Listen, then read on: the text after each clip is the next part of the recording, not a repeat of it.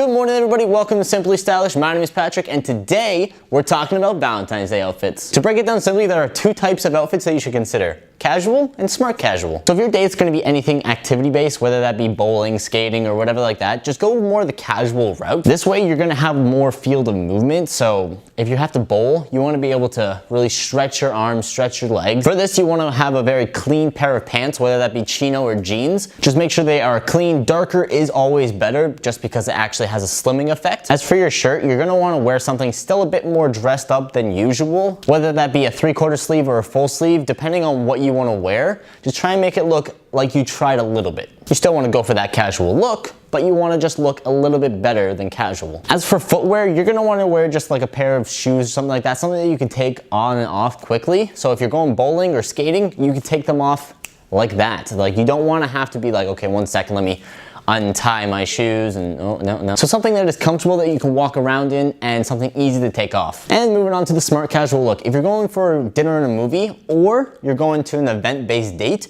this is exactly what you want to wear. For this, you're going to want to wear like a dress shirt or a sweater. I preferably like sweaters. I'm just going to wear a nice Calvin Klein sweater. It looks so good, very sleek. And again, since it's on the dark side of the spectrum, it's going to look just a little bit more slimming than like a white t-shirt. As for pants, you can wear dress pants if you want, but you don't have to, because you're just going for a smart casual look. You can go ahead and wear like a dark pair of jeans. For this outfit, I would go with a gray pair of pants, just because I think it looks and contrasts well. That's gonna wrap up today's video. If you enjoyed it, don't forget to leave this video a thumbs up, and make sure you guys click that subscribe button. There is new videos every single week related to fashion. And if you have any questions, feel free to comment down below. I'm happy to answer them. And until next time, good luck on your date.